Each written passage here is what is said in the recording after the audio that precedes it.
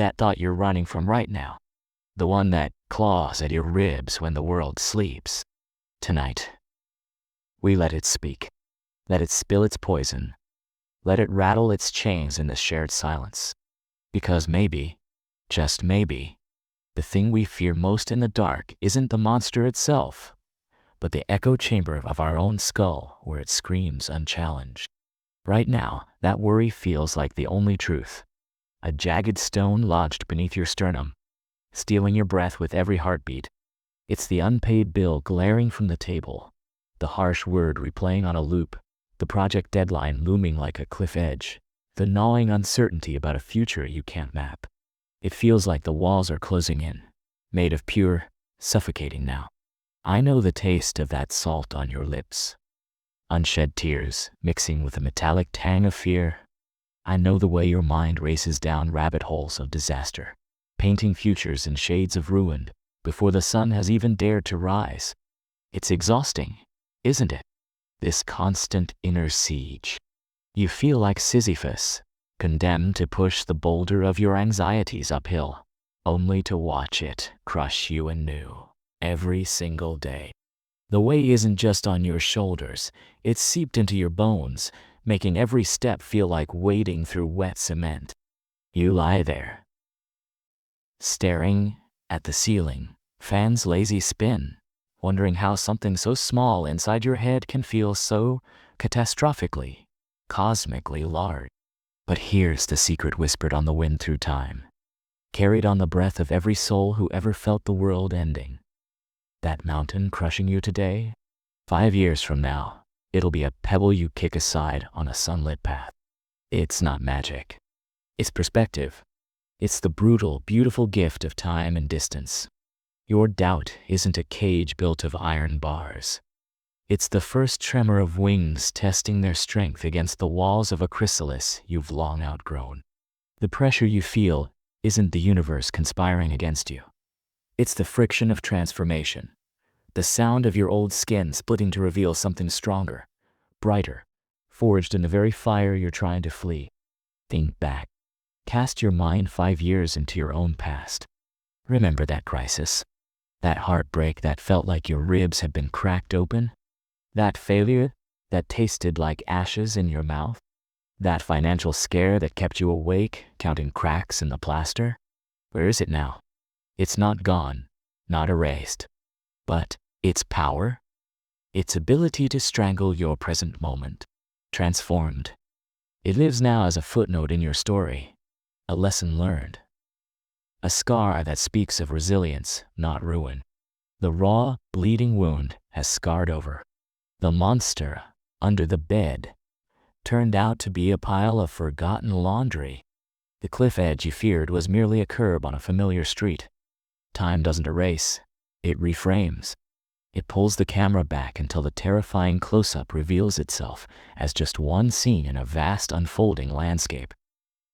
The lie you're buying right now, in the lonely hours, is that this moment, this problem, this fear, is the definitive chapter. It's the crescendo, the end.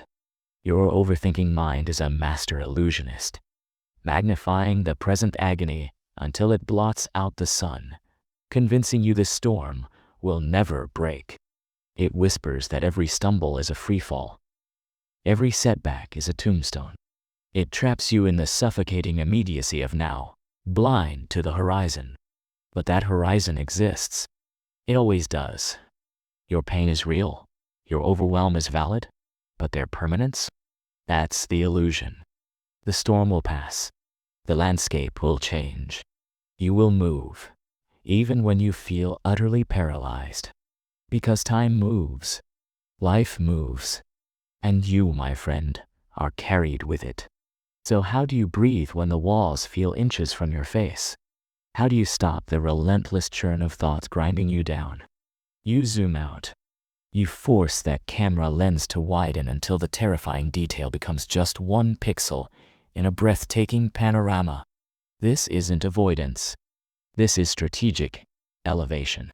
This is reclaiming your power by seeing the true scale of things. Shift 1. Name the monster, then shrink it. Right now, in this darkness, name the thing. Whisper it aloud if you dare. I am terrified I'll lose my job. This debt feels insurmountable. I think I'm failing as a parent.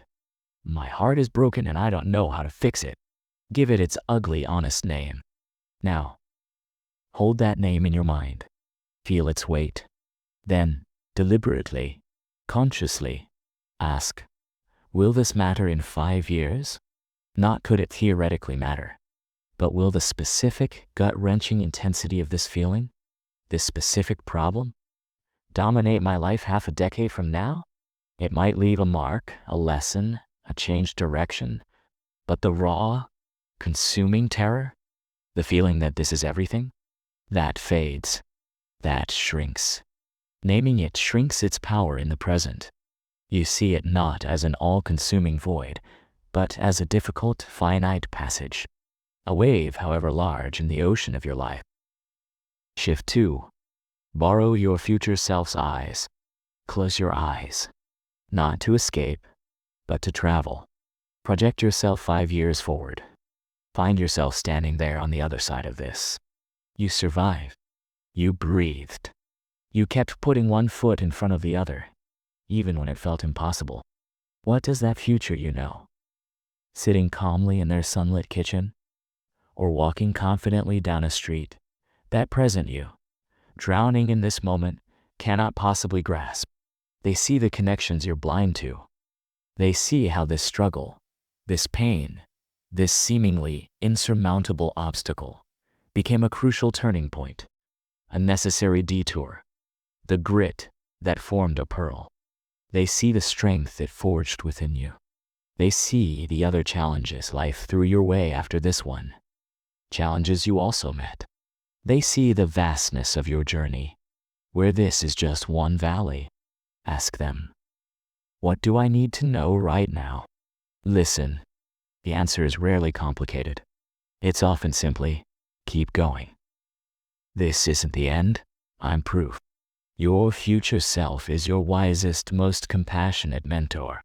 Consult them in the storm. Shift 3. Plant a seed for the forest.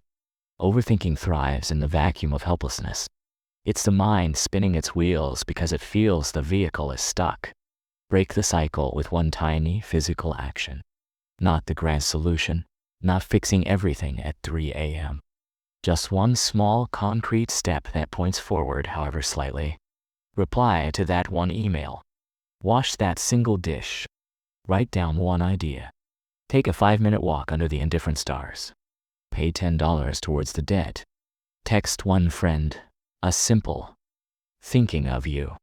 This isn't about solving the mountain. It's about proving to yourself that movement is possible. It's about planting a single seed. You don't stare at the seed demanding a forest. You trust that the act of planting is the necessary first step towards a future canopy. Action, however small, disrupts the paralysis of thought. It grounds you back in your body, in the tangible present moment, pulling you out of the terrifying abstract future your mind is constructing. It whispers, you are not powerless. You can do something, however small. Momentum starts with a single, trembling step. Shift 4. Embrace the unfolding. The desperate need for certainty, for a guaranteed outcome. For a perfect map, this is the fertile ground where overthinking takes root. You crave control because the unknown feels like an abyss. But life isn't a script, it's an improvisation. It's messy, unpredictable, and breathtakingly beautiful precisely because of its uncertainty. Your current crisis feels overwhelming, partly because you're trying to force it into a box it won't fit, demanding to know exactly how it ends. Release the grip. Whisper to the chaos, I don't know how this ends, and that's okay. This isn't resignation. It's radical acceptance of reality. It's trusting that while you cannot control every wave, you can learn to navigate, to adjust your sails, to find your balance, even in the roughest seas. It's understanding that the most profound growth often happens because things didn't go according to plan. The shattered vase reveals the hidden strength of the floor beneath it. The blocked path forces you onto a trail with a view you never anticipated. The universe is not linear. Your healing won't be either. Allow the story to unfold. Your only job is to show up, breathe, and take the next indicated step, however small, trusting that the path reveals itself as you walk it. That weight behind your eyelids, that's not just exhaustion. It's the residue of battles fought in the silent theater of your mind. But remember the view from 5 years. Remember the countless storms you've already weathered that once felt like the end of everything. This too is passing. This too will become a story you tell, not a prison you inhabit. The overthinking is just noise, the frantic scurrying of a mind, trying to build a dam against an ocean. Stop building. Step back. Look up. See the constellations wheeling overhead, unchanged by your temporary turmoil. Feel the vastness. Feel the slow, inevitable turn of the planet carrying you forward, away from this moment, towards horizons you cannot yet imagine. Your doubt isn't a cage. It's the friction of becoming. That clawing in your ribs? It's not the end. It's the first, frantic flutter against the walls of a reality you've outgrown. The pressure isn't here to crush you.